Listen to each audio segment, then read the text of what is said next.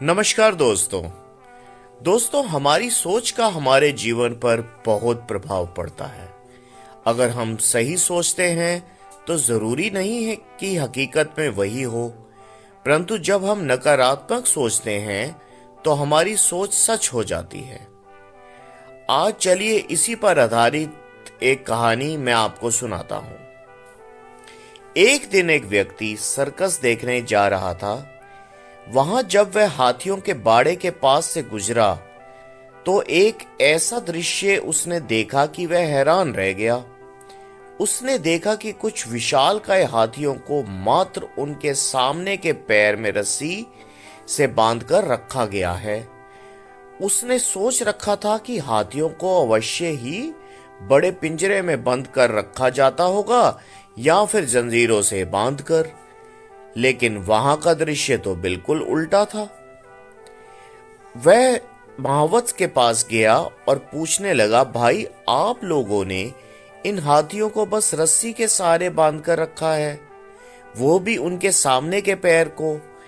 ये तो इस रस्सी को बड़े ही आराम से तोड़ सकते हैं। मैं हैरान हूं कि ये तोड़ क्यों नहीं रहे हैं। महावत मुस्कुराया और कहने लगा, ये हाथी जब छोटे थे तब से ही हम इन्हें मोटी रस्सी से बांधते आ रहे हैं। उस समय इन्होंने रस्सी तोड़ने की बहुत कोशिश की, लेकिन तब ये छोटे थे, इसलिए रस्सी को तोड़ पाना इनके सामर्थ्य के बाहर था। वह रस्सी तोड़ नहीं पाए और ये मान लिया कि रस्सी इतनी मजबूत है कि वह उसे नहीं तोड़ सकते। उसी मानसिकता के साथ वह हाथी आज तक जिए जा रहे हैं।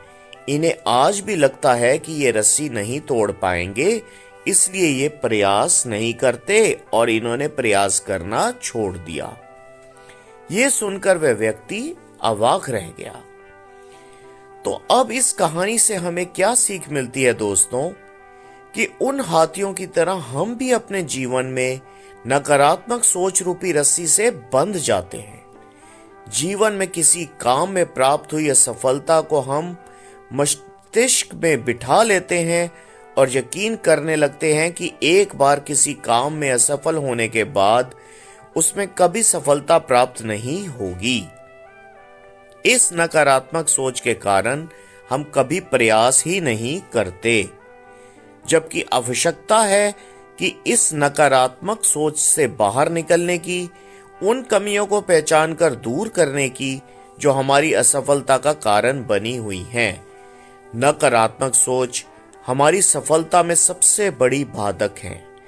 इसलिए नकारात्मक सोच रूपी जंजीर को तोड़कर सकारात्मक सोच को अपनाएं और जीवन में प्रयास करना कभी ना छोड़ें, क्योंकि प्रयास करना सफलता की दिशा में कदम बढ़ाना है।